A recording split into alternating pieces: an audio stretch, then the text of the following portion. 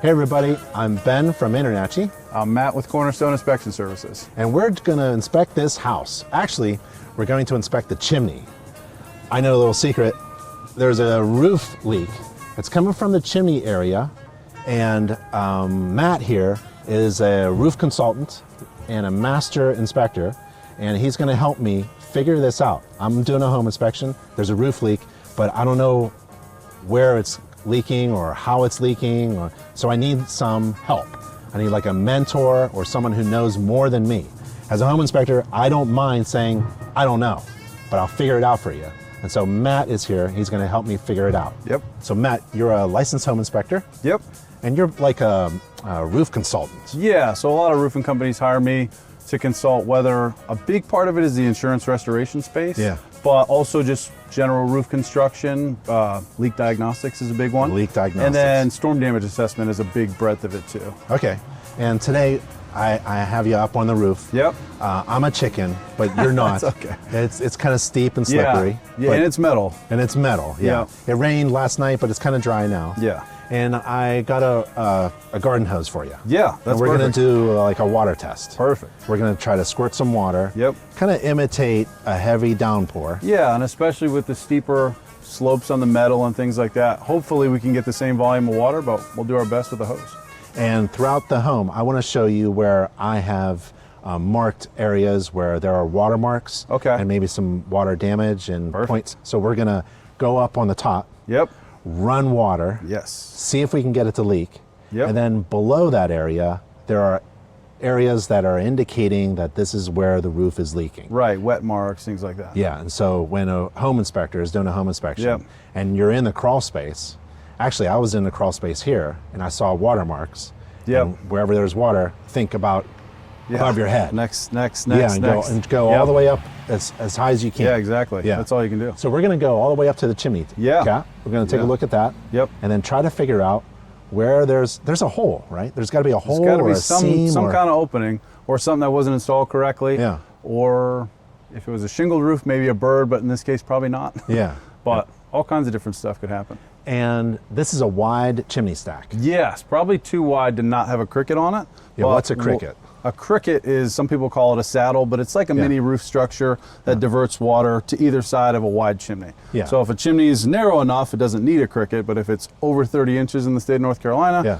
you need sort of a little gable roof structure that has a ridge and two slopes Yeah. and diverts water to either side of the chimney. Diverts water. This Yes. whole idea of the roof and the Yeah. exterior and the flashing is all about trying to divert water Yes. away from the property. Moisture is the biggest enemy of any building product, Yeah. I would say. Yeah. Maybe I'm just making a crazy No, statement. that's but true, yeah. I would say moisture is the biggest enemy. So as much as you can get it first not to penetrate the home, and then Yeah. once it's diverted off of the home, Yeah. away from the home. Okay. So it's kind of a progression from sky to like get away from my house. That's right.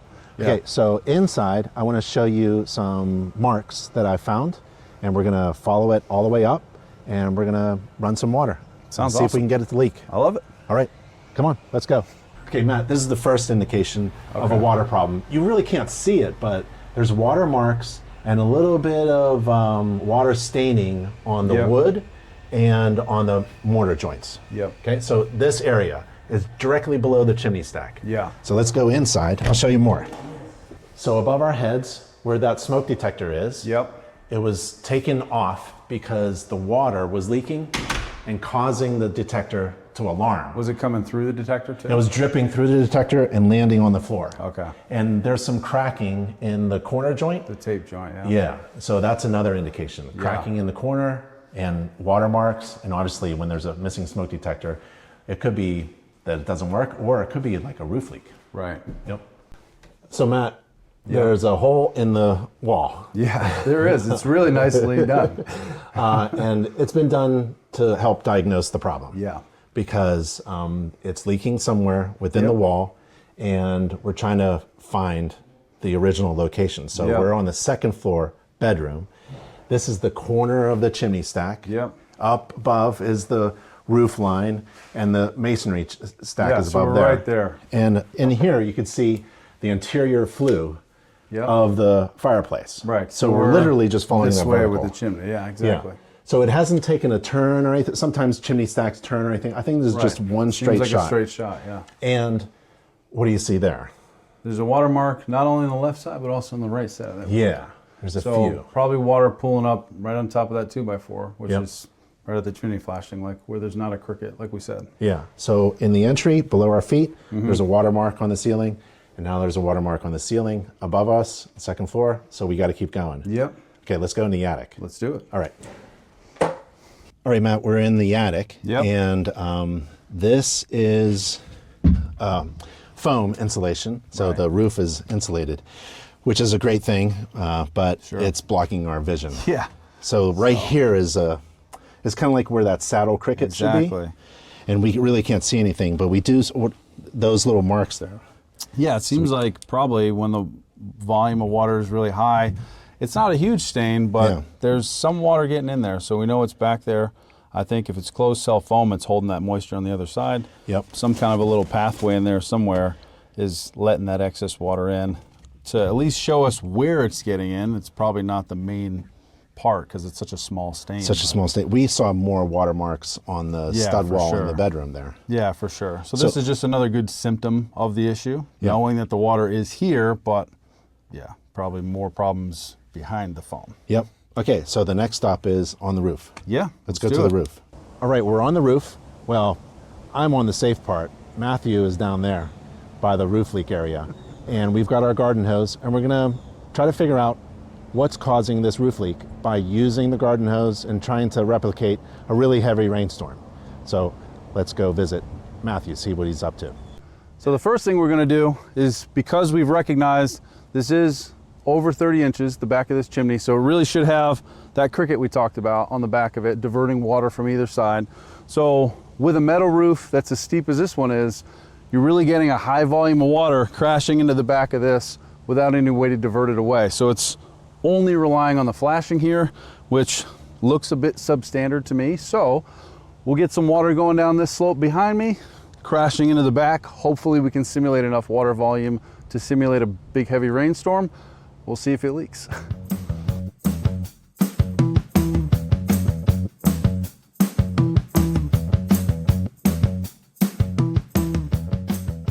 So what we know is, based on the location where the water was coming in inside, we know that it was towards that outside edge anyway, because when you're standing inside, you can kind of size up where the chimney flue is coming down, and it was coming inside looking this way to our left, which Yeah. would be that outside edge of the chimney. So spraying water down there at the flashing, again, simulating how much water would be coming down 4 bays of this metal roof, that volume of water is getting under the flashing, which wasn't done correctly because they used 2 pieces. And we were talking about that earlier. Maybe the first guy comes in, puts in a piece that's not quite long enough. Yep. Second guy's come in after the fact, jam another piece under, and so it's not done correctly. And who would ever see it, because Yeah, who would ever be up here? yeah. And the chimney is more than 30 inches wide. Yes, for sure. And when, by code, building code, you need By building code, you need to have anything, don't quote me on whether or not 30 inches is included in that, Yeah. but if it's over 30 inches, for sure. Yeah. And this is over 30 inches. This is over 40 inches. Yeah. So it needed to have some kind of a structural modification done to the back of the chimney before these roofing panels went on, before the decking went on underneath this. They really should have modified the framing here to come up with a better water diversion system to get it to the outside of that chimney there and to this valley here. They've got a great big valley here that they've really underutilized, because most of the water, the intention was to divert it that way. Yeah. But now you're catching this whole volume of water there and forcing it into the end of a dead valley that's literally that big. Yep. So- Do you think this chimney can be fixed as is, or do you think some construction is needed?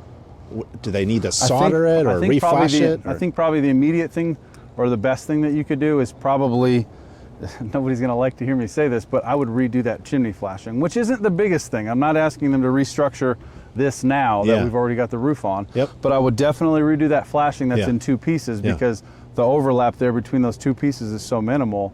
It didn't take me, I mean, we weren't up here an hour hosing it with water. It No. was, That was about 20, 30 seconds. yeah, good volume of water getting there, which goes to your point where it doesn't happen in light rains, it only happens during the really heavy rainstorms where you've got, this is a really steep metal roof. Yep. And that water coming off of there is going to be coming off pretty hard and fast, and it's going to be all pooling up.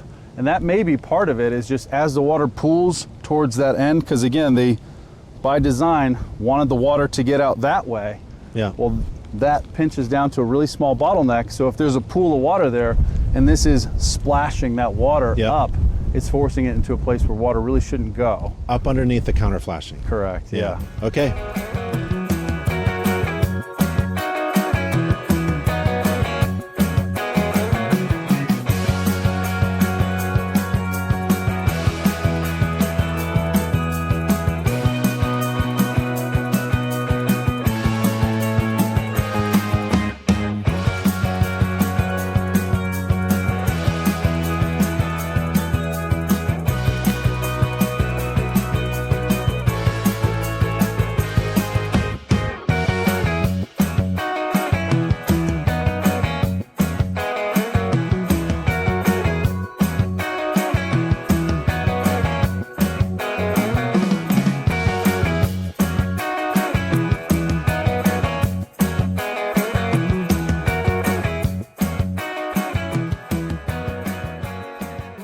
So I'll show you a little bit closer the details of the flashing that's causing the roof leaks. And it's right here. You can see the edge and the makeup of the flashing. It's not properly installed. Let me show you the pathway of the water that's coming down the roof, going through the flashing areas and leaking into the house. So what's happening is, during a heavy rainstorm, all of that water in this very large, steep slope metal roof is coming down into this dead end drainage area behind this very large, wide chimney stack that has no kickout flashing or saddle flashing.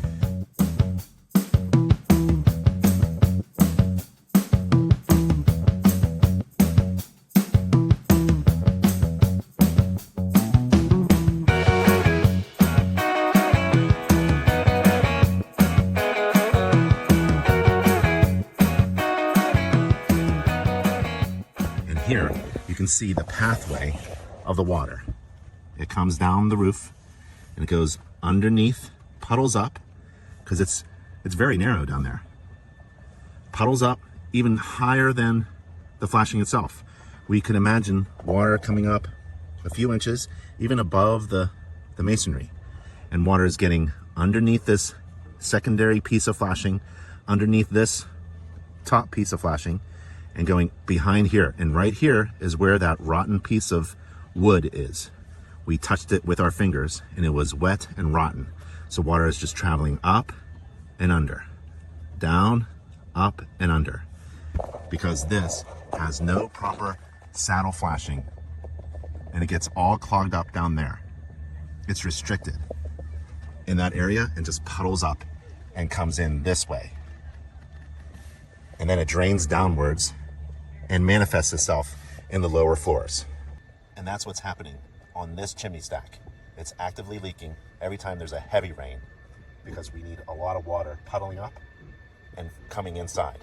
This is poor installation of the flashing, improper. When you have a chimney that's wider than 30 inches, you need a saddle or cricket flashing according to International Residential Code. That's why this chimney stack is leaking. Another indication that the roofer was trying to fix something that he knew wasn't right was all of these haphazardly installed fasteners. And they're not even tight. Like this one is not even tight up on the surface. So this is allowing water to go underneath here and leak in. So they added a couple things, put one there, there, foot down there, a few down there, just trying to tighten things up, because they know there's something seriously wrong with this poor workmanship of flashing at the chimney area. So always look for haphazardly installed fasteners that should never be installed here. This is a terrible, terrible way to fix a problem. You should never have silicone like this squirting out and have some kind of fastening to see if we can tighten things up that are obviously loose. And here's a piece of metal that's installed here, and you can see a fastener pushing through the metal. This is no good either. So there's a fastener here, probably something similar to that, that's underneath this piece of metal. So this piece of metal needs to be removed or opened up, that fastened down flat before it pops through. Another defect. All right, so we're on a roof. Yep. And we're gonna take a look at the asphalt shingle roof. And maybe you can answer a few questions I have. Yeah, absolutely. I'd love to. This is my wheelhouse. Okay, let's do it. All right. Okay, as a home inspector, we inspect the vent flashings. What Yep. do you see with these vent flashings Well, here? firstly, it seems like maybe the metal guys fastened them down because they've got metal roof fasteners there with rubber grommets. Nothing too functionally wrong with that, but it kind of sticks out as minimal as it might be. Yeah. You really want as little obstruction to water getting off the roof as possible. And with this being about a 312 slope, you know, anything that hinders water from an easy path off the roof isn't favorable. And then another big thing that I always kind of preach about is these vertical left and right edges here. You really want to see those sealed up because you can kind of, again, I wouldn't recommend using a sharp tool. It's the only thing I got on me, but you can see that knife kind of tucked in there. That's a great place for water to get in. And water tends to run laterally somewhere around 6 inches once it gets behind something. Yeah. So if you've got a fastener anywhere within 6 inches of the edge of an unsealed flashing, that water's gonna get in at the shank of the fastener. So I would prefer to see that, at least just add a little sealant to the left and right vertical edges, and then we're protected from water getting in there. And these tend to leak more than anything else. Like Yeah, around this. ironically, everybody kind of notices this part because this is a soft neoprene. This is sort of more of a composite, like an ABS plastic type of thing. Maybe not ABS, but it's a composite material. So this will tend to dry rot after, you know, some amount of years. There's a big debate on that, but Yeah. I would say it's maybe a 7 to 10 year product at best. Some Yeah. people say 5 to 7. So that starts to rot around, but I've got a close friend who owns a roofing company who said he gets a lot more calls from this leaking than from these leaking there. So usually in a bathroom or a kitchen, if there's a leak, it's gonna have something to do with a pipe vent flashing, because that's what these are here for, is to kind of add air back into a system so there's no vacuum when you flush a toilet or when Yeah. you run a sink. Yep. So that part of it, again, it's not something really crazy. Is it 100% gonna leak? Maybe not 100%, but we don't care because if it leaks, it's not any less of a percentage of a leak once it leaks. Yeah, once it so leaks. if it's leaking, it's leaking. So yeah, it's something that I'd probably want addressed, again, simply with like a roof tune-up type of thing where somebody can come up here with a caulking gun and just Seal caulk that the, up. and you've got a good amount of flashings on this roof. There's 2 over there, 2 Yeah. over here, and there's a metal one on the back of the slope over there. So Yeah. again, this is maybe even more egregious where you've got such a big area exposed. I'd be wondering if water can get in here at some high volume. Could we maybe even get in where, because again, beneath this flashing, obviously underneath the roofing material, underneath the underlayment, you've got decking. Well, these come through a hole that's not perfectly cut for this. It's just cut, you know, with a saw. Yeah. So there's a big hole around this pipe. So if the water can get in all the way up here, it's possible it could even get in right here at like a hole in the decking, Right. which would be absolutely, you would see that pretty quickly. So again, don't know if it's going to be a problem, but once it's a problem, it's a pretty big problem. Now the shingles themselves, what's the one tip about inspecting the shingles? I would say if it's a newer roof, you're looking for installation cues. So the big thing that I look for is the seams on the edge of the shingle. Are they lining up to where, here's a good spot here. So this is the seam of a shingle, this is the seam of a shingle. You've got 4 courses of shingle staggered on what's called the stair-step method. Yeah. That's the correct method of installation, so that's a good thing.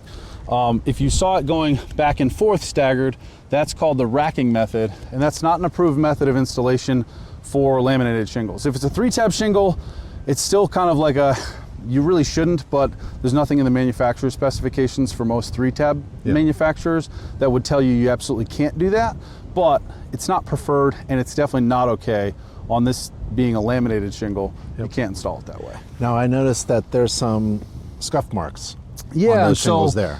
you know, like you and I are standing here, because this is a 312 pitch, this is about a 712 pitch, everybody's going to be kind of congregating on the 312, coming up the 712, whether this way or that way. So there's a bit of a tolerance in the sense that I usually tell people these blemishes occur on every roof. This is a little bit heavy, so it's something that I would definitely call out in an inspection report to say this is probably out of tolerance for what could be considered normal wear and tear from foot traffic and things like that. And some of these, you can see if you come up close on this one, that's a pretty bad gouge where I'm starting to see the fiberglass matting material of the shingle, and so that's going to degrade pretty quickly.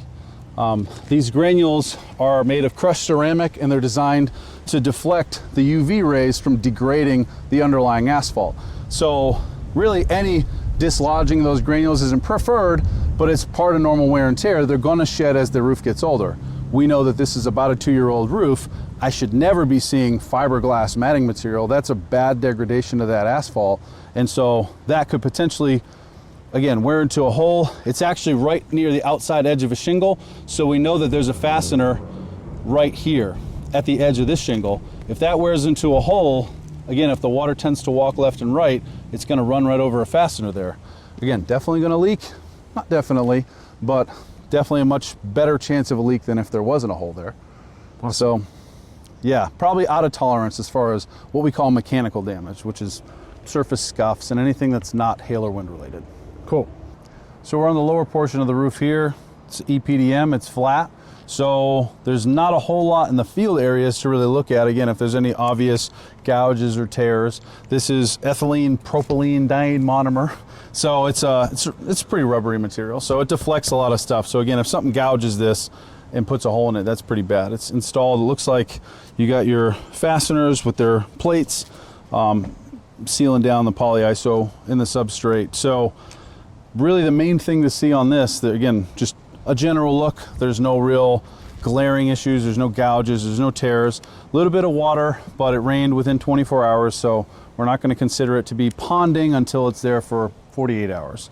So the main thing is flashing and any transitions of roofing material, in this case seams. So we've got a seam tester here. It's just a little pocket handheld one, kind of nice because you can just flip it out, and it's a little bit sharp, so you don't really want to go diving and digging into anything, but you just kind of give a soft test on the seams, and everything looks pretty good, other than we can see a couple bubbles, so we know that there might be a weak spot in the seam there. So again, I'm not jamming that in like a knife, but that's kind of walking in there a little bit, so we know that that could probably use a little bit of sealant. Another bubble here, we're going to check that, and that's actually sealed up, so you're probably not getting any water in there. So that's a good thing. And you can use your thumb to... Yeah, so if this bubble had a bunch of water in it, we'd probably just kind of run it over, like getting the last little bit of a tube of toothpaste, and nothing comes in there. The bubble actually translated over to here. So when I pushed in, and you could see the bubble come over to that roofing material, that means there's no hole here. So that air is trapped underneath the seam, not in between the seam. And what about that one? That one looks like that's in the seam. So when I push that bubble and the air doesn't pop up over here, we know that it's coming out whenever I push it out, and that means that there's actually a breach in the seam there. So that's something that should get some sealant added to it so it doesn't start leaking. And these leaks kind of take a little bit to manifest because they've got a lot of stuff to work their way through. They've got to get to the seam of the polyiso board insulation and leak their way in through there. So once you have a problem on a flat roof that you can see underneath, you get a pretty good sized problem. And what about the edge flashing? The edge flashing, yeah, so we can kind of give it a quick feel. I always keep a small tape measure on me just because, even just for regular building materials and stuff, if you don't know what something is, throw a tape measure on it. So I can see here, we've got a 3-inch profile edge flashing. That's appropriate, that's correct. And then we just similarly just want to, again, without gouging into anything, without doing anything too invasive, there's a little bit of a bubble there. It's starting to work its way in. Again, it's still sealed down. It doesn't let the seam tester all the way in, but again, we're starting to see a problem manifest at some of the areas. And again, as we work our way around, let your eye work towards areas like this where there's inconsistency. So there's a bit of a bubble there, so you can kind of see as you work your way down the edge, a few more little bubbles, But again, anytime I see a bubble, give it a little test with the seam tester. Nothing too bad to write home about. So it's sealed down, but something to pay attention to. I mean, these are 20-year roofs or so. It's only 2 years old. I would have loved to not have seen any holes in any of the seams, but you know, a few here and there, we can get those patched up and avoid any serious long-term issues. Well, Matt, we did a lot of work at this house to we did. find the source of a problem Yep. that really hasn't been seen by anyone Right. for a long time. Right. And it's coming from probably just a little area, a Right. flashing area. Right. And it's caused some damage, For sure. and it was difficult to find. It was difficult to find. We could see what a problem that we can visually identify on the roof is a big missing cricket. Yeah. But yeah, pinpointing where exactly the water was coming from to get one room to the next room to the next room, Yeah. it's a lot. So as a trainer of a home inspector, Sure. I would tell that person, call out a cricket. Sure. Measure the width, or at least estimate the width. If you see a very wide chimney stack, it needs a proper cricket or saddle, and that is in the building code, and it's been there for years. Yeah, and familiarize yourself by measuring maybe easier to access ones, because on this, we're not probably, I mean, I can put a tape on it, but maybe the next guy can't. So if you're in easier, more accessible situations, find out what 30 inches looks like. Yeah. And then when you look at something like this, you could even say, I couldn't visually verify, but it looks like more than 30 inches that should probably have a cricket on it. And if the contractor just followed the standards, the building standards, and made a cricket, I think the flashing would have been probably standardized as well. That flashing that's there wouldn't have been there if there had been a cricket, because the cricket would have been running down either side. We would have never had this issue if he would have followed the prescriptive code. And because they didn't, they're trying to fiddle something, and they're trying to funnel things into a dead end area, and it just puddled up, and the flashing is like poor workmanship, I would say. Yeah, I think poor workmanship is probably the right way to say that. It should have been done, if you're going to do it the way that they did it, they needed to really run one continuous piece where they ran one piece and like jammed another piece in there and then fastened it. And then, without adding the cricket, it's just compounded like the steep slope, the big roof area, the small runoff area. It all kind of compounded to a much bigger issue than it really had to be if they could have just modified maybe the framing, added the cricket at some point during the building process, and followed the prescriptive code design and put a cricket back there. And the watermarks, they're really difficult to find. In the crawl space, it's very difficult to crawl around and look up. It's completely dark. And not everybody's going to cut a hole in the wall either. So yeah, that's right. And but the obvious thing was the cricket, but the thing that was difficult to find was probably the very small opening. In relation to the whole house. I mean, this opening is as big as my hand, or it's about this really big, but it caused all of this problem. Right. And no one has seen it for years. Yeah, so now you're concerned about rotted decking and maybe some rotted framing member or something like that. Yeah, it's just been years and years and years. Every time a heavy rain comes in, it's, a little spot, but if you let it go for a long time, the water is the biggest enemy, right? So if a home inspector obviously doesn't see the saddle flashing on a very wide chimney, call that out. But maybe if you see something that's just not right at the flashing area, and even from the ridge area, you look down and said, hey, what's going on with that? Yeah. If something jumps out at you, having looked at all the training that we do, all the stuff that we do, you're always looking at the right way things are done. If anything jumps out at you as kind of funky, just call it out and say, I don't know, this doesn't look quite right to me. Well, what didn't look quite right in the crawl space was a couple little puddles. Right. In the middle, not really in the middle. It was about 3 feet away from the exterior wall. So I knew it wasn't like a downspout or the rain chain not draining away. Right. There shouldn't be water something in the middle else. of the room, And if you look up, that water puddle was caused by something, what's that, 30 Must be 30 feet away, something in that vicinity, 30 feet, with 2 rooms in between, and then all the way down in the crawl space. Yeah. So it literally crosses like 3 floors, kind of. That's amazing how far water can travel. It's amazing. Yeah, and it does. And it can go this way too. Yeah, it does weird things in between, and we saw that because once it hits something, it starts running, and that's how it ends up sort of in the middle of that room, whereas it was closer to the chimney in the upstairs room. Yeah. And it can do some damage if we're not calling stuff out a little bit. Yeah. Even if it's something that you're just not totally sure about, just raise the concern, have somebody check it out, and then they can identify, hey, this flashing wasn't done correctly, and then maybe whoever owns the home can That's do right. a little deeper dive and see if it's causing any damage behind the walls. Now you're an InterNACHI training partner, and you Yep. you make yourself available to home inspectors if they have a question. Like if I had a question about that flashing, yeah. you've made yourself available. Yeah, well, on the webinar, I always put like my cell phone number Yeah, in there, right. so I'm super available for right now. Yeah, I'm totally available. Really Even appreciate just it. simple questions and things like that. I love answering this stuff. I mean, like you, I love diving in stuff Yeah, and it was a figuring lot of it fun. out. Yeah, it was a blast. That was fun. Yeah. Matt, I really appreciate Yeah, it. Thank good you to so see you much guys. for Thank helping you. me out. Yeah. It was really a lot of fun. You got it. I'm Ben from InterNACHI, I'm Matt with Cornerstone. and we'll see you at the next inspection.